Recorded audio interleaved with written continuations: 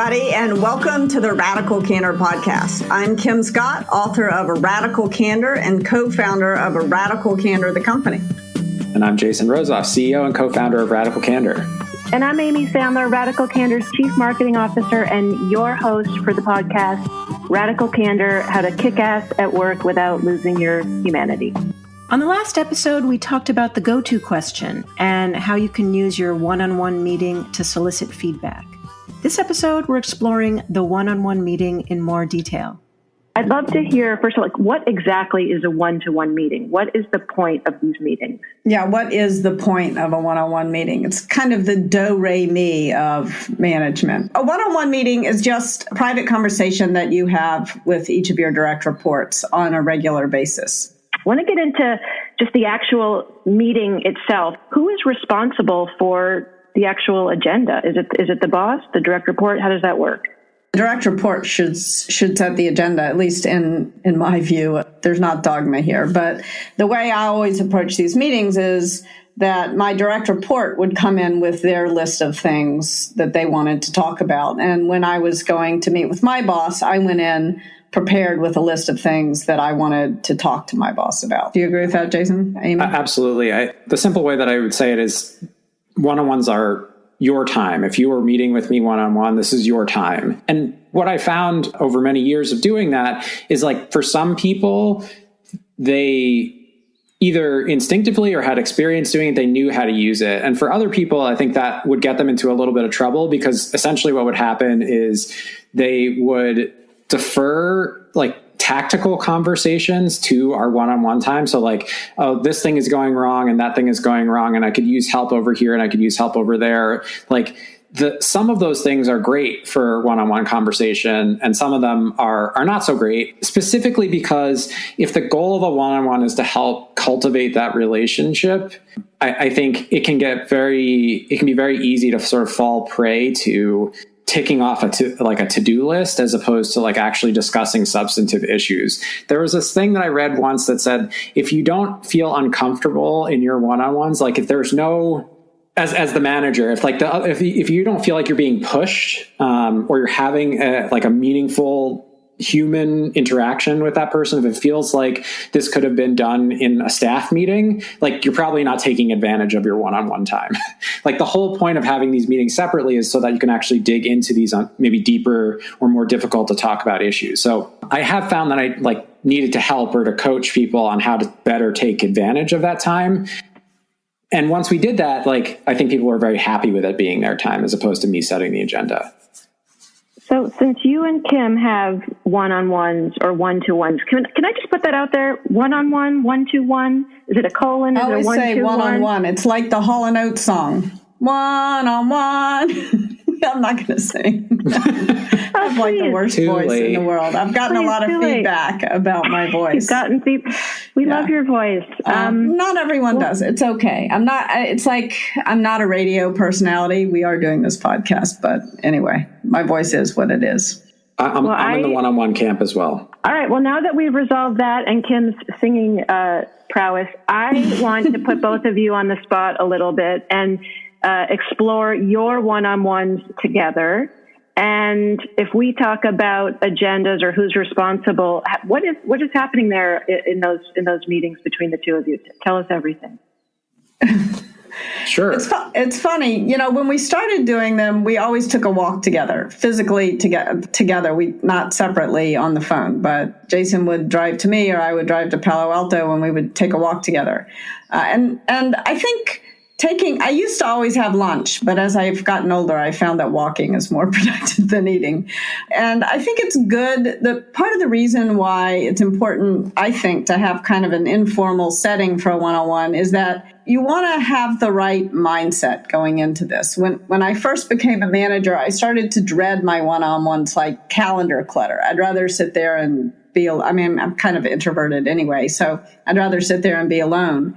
And I realized that often I had set up lunches with people I was interested in getting to know, and that I really enjoyed those lunches. And I thought, why don't I bring that same mentality to my one-on-one meetings? I hired these people because I like them, and why don't I want to get to know them? So I think in the very beginning, they were really very much kind of like, we're going to get to know each other walks and decide if we want to work together. And then we decided we did want to work together, and we continued the ritual of the hour-long meeting once a week. Yeah. So our opening is always like a personal check-in. Like, how are you doing? How are you showing up right now? Like, what is going on for you? And then she's always really good about checking with me to see like what is on my list. That is good. So even if you're having a good conversation, I think it's really beneficial if you're the organizer of the one-on-one to make sure you ask that question, because you may have wandered down a path in the conversation that doesn't have that much to do with what the person came in there to talk about.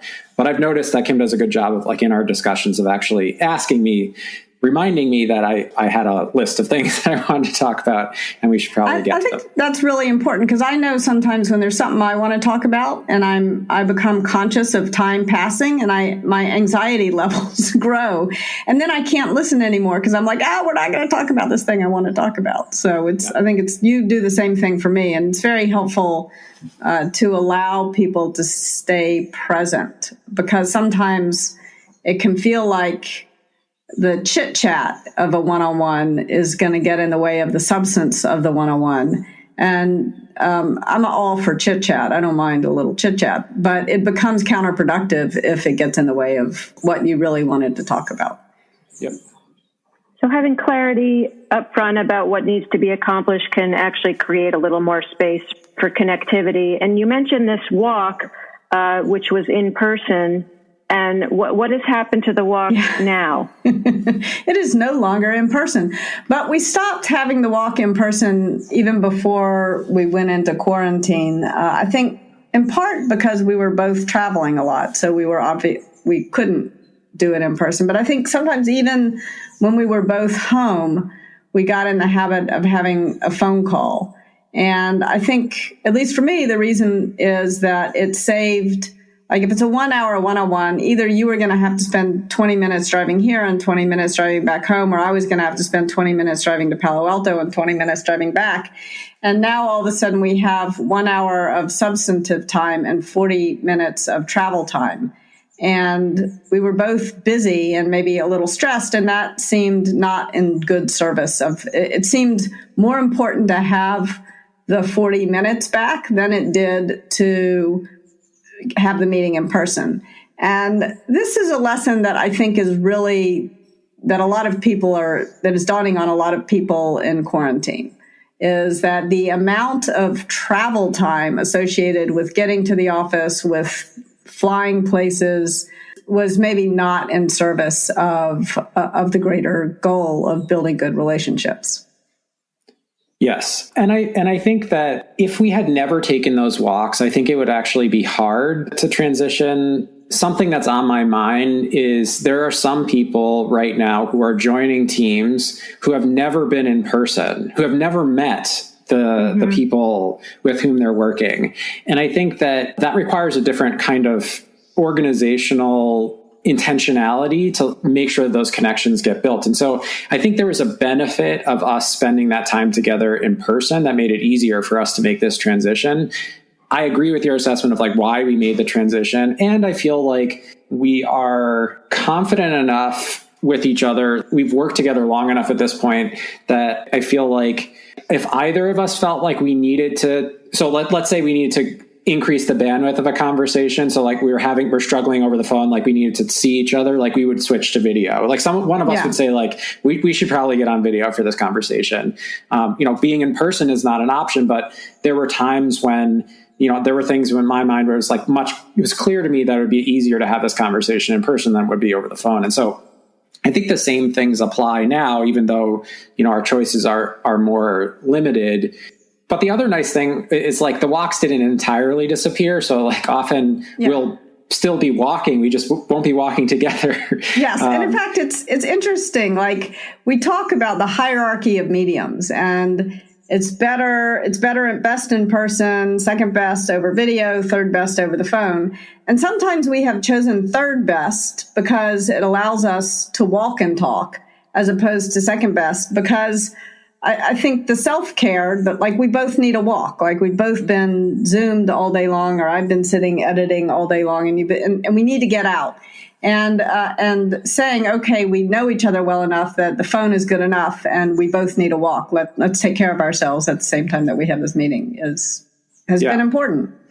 And I found, for me personally, that movement during one-on-ones is helpful. So even like we didn't talk about this in particular, our walking together, I'm sure was not an accident on your part. And it was certainly something that, like, if we hadn't chosen to do that, I might have asked to do it, because I found that, especially if you're going to actually talk about stuff that matters, it's often easier to do that while moving than it is to do that while sitting still. Yes. Some of the best conversations I've had, like, especially if it's going to be maybe awkward in some way, or especially emotionally difficult, there's something very nice about like walking to help you sort of process those emotions. And when you're in person, I think there's this nice energy of like you're walking together, moving in the same direction, kind of a thing that helps. Yeah, looking how you have the same goal, you're going the same way at the same time is nice. So there's the self-care component, but I also think there's the like creating movement often makes it a bit easier for people to work through difficult thoughts or emotions. Yes. And I think, Jason, it really builds on what you were saying. If we're going to have some almost like creative tension in the conversation, it gives it some space. And so just noticing those parts of the Radical Candor framework when we say, the hierarchy of do it in person and if not over video, that in fact, phone with movement with people that have a relationship could be quite beneficial for a few different reasons. But definitely not for everybody. There was someone else I worked with earlier in my career, and I would take him on the same walk I took you on, Jason. It's hilly where I live. It's very hilly.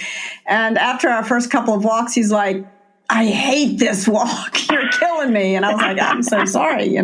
I thought for me, it was this wonderful thing, but for him it was this terrible thing. So make sure you're yes.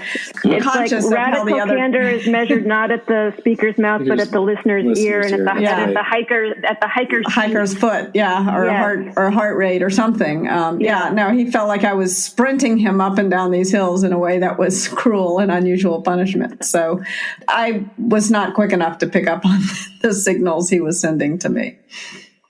So I love the story. Are there any other things that come to mind for listeners about changes to one-on-one meetings, given these are virtual versus in person? And I think, Jason, just building on this idea of like, what about onboarding? Like how as a manager with a new employee, any tips that you can offer folks for getting over that hurdle of onboarding virtually? There are two things that we're trying to accomplish in the one-on-one setting. And so one of them is to create an opportunity for less formal interaction between you and your peer or your boss. And if you're onboarding in this environment, it's going to be very hard to establish casualness when you're using the exact same medium that you're using for all of your other work. And so there's probably some effort. I don't know exactly what this looks like, but there's probably some effort that's worth taking to create a difference. Like I could even imagine something as simple as like you use a different Zoom background for your one-on-ones than you do for your and you go to a different room. You have the one-on-one at your respective dining room tables instead of your office or whatever your she-shack or wherever. Yes, instead of your she-shack.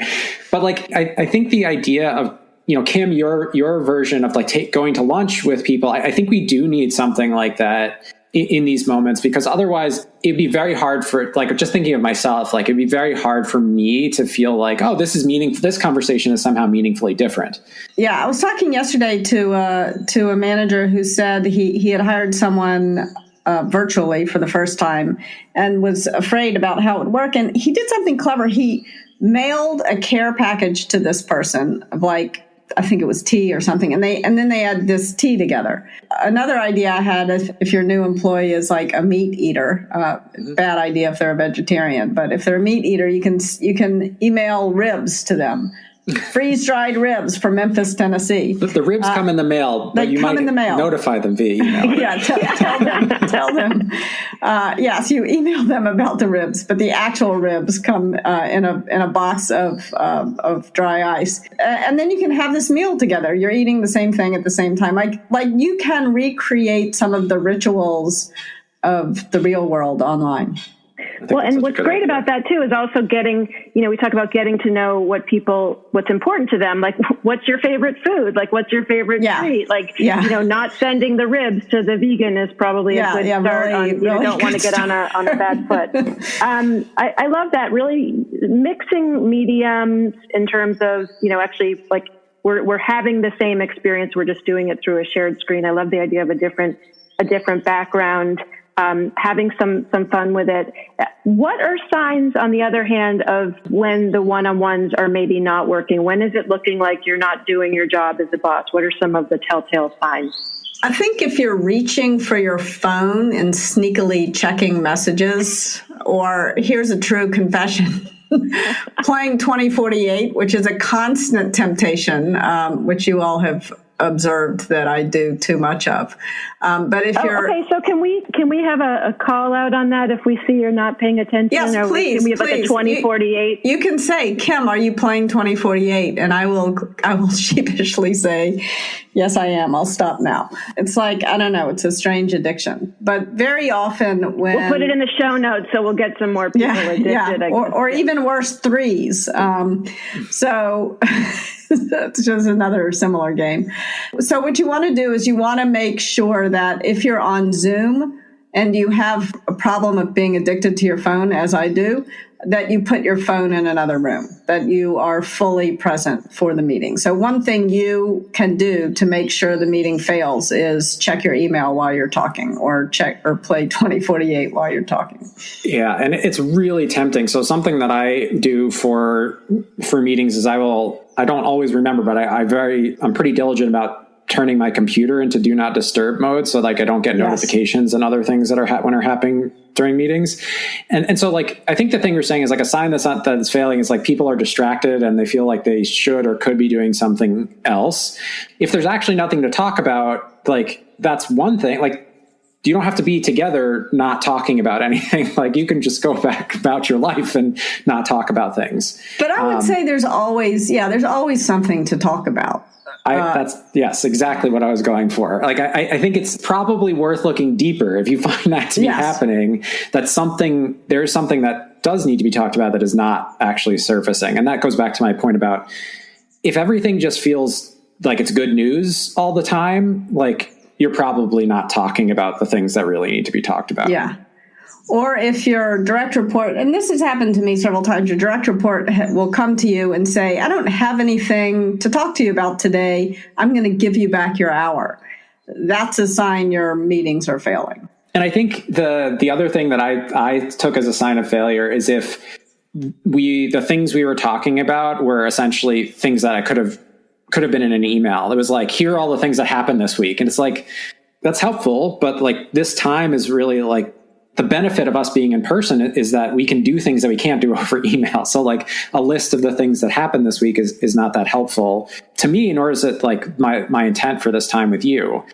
And one thing I noticed is that sometimes when you're getting the updates and the good news version of a one-on-one, it can be because people don't trust you. They don't actually feel safe talking to you about the things that are going wrong. They feel like they need to advocate for themselves. They're telling you a story. Sunshine up your ass. So what would be a good go-to question if you're the boss and you're only getting the good news and you're concerned about trust and safety? What are some good go-to questions, or how would you think about that? One thing that I've done is I've used if I've been in that position, I will switch gears a little bit and I'll go to the like solicit criticism thing. So I'll be like, here's a thing that I feel like I totally screwed up this week. Like, do you have any advice for me on how I could have done this better? Like, what did you notice that went wrong here? Can you share it with me? And usually, like, my goal there is to make it clear that it's safe here to talk about things that are going wrong. So if this was a therapeutic context, we'd call that self-disclosure, and not everybody is comfortable with that. But in this particular case, since I think it's such an important part of your job to normalize developmental conversations, then I think it can be very, very powerful. Another thing I think that can be really helpful in a one-on-one is to ask people, what are you working on that you hate doing, and how can I help you stop doing that thing? And what do you wish you had more time to do, and how can I help you get more time to do it? I mean, people often are doing work that they don't have to do, that they hate to do, but they feel guilty if they don't do it. And one of your jobs as a leader, I think, is to liberate people from those shoulds. I think if you think about your goals of the one-on-one, the number one goal is to listen, which is why your employee sets the agenda. But another goal is to help people clarify ideas, new ideas they're having. And I think that Johnny Ive, who is the chief design officer at Apple, said it really well. He said, it's so important to nurture new ideas in your one-on-ones because new ideas are so easily just squished. Now, there's another problem with new ideas, which is that some people, like yours truly, me, can generate so many new ideas, they can drown the team in new ideas. So I think sort of helping nurture new ideas, but also maybe cultivating a few and putting others of them on the proactive forbearance list can be an important use of the one-on-one. And that's actually something we do a fair amount, Jason, I think, between you and me. You're good at helping me identify those new ideas that maybe are better off on the proactive forbearance list. It's a good point. If you're a manager, how many one-on-one meetings should you be having in a week? In an ideal world, you have only 5 direct reports, and you have a 45 or 50-minute meeting with each of them each week. The world, however, is rarely ideal. A lot of people have 20 direct reports, at which point I think a 20-minute meeting once every other week, or either a 20-minute meeting once a week or a 40-minute meeting once every other week can work. During quarantine, when you're not physically present with your employees, or if you have a remote team and they're in other countries, I think in general, more frequent but shorter check-ins can be helpful because a lot happens in a week. And when you're physically present with people, you kind of get the flavor of what's going on for them. And you don't get that in a remote situation. Although that's a suggestion I make all the time. And Jason, you and I have not followed that at all. So again, there's no dogma to this. But it was very important to me when I had a global team and I had people in China and people in Japan. It was important to me to meet with people more frequently, but not for as long. I think it's also important to spread your one-on-ones out. Often I'm coaching someone and they'll reserve Monday for one-on-ones. And you can't possibly be present for 4 different or 5 different 1-hour conversations. Like that's most of your day. And it's exhausting. A good one-on-one is simultaneously energizing, but you also put a lot of energy. You put a lot into it as well as getting out. And so I think it's better to have 1 or 2 a day, not have a whole day where all you do is one-on-ones. Because you'll start to hate the one-on-ones. The poor person who you have the last one-on-one with, you're done. You got no more energy for it. Yeah, I think Yes. you're out of spoons. You're out That's of right. spoons. You're out of one-on-one spoons.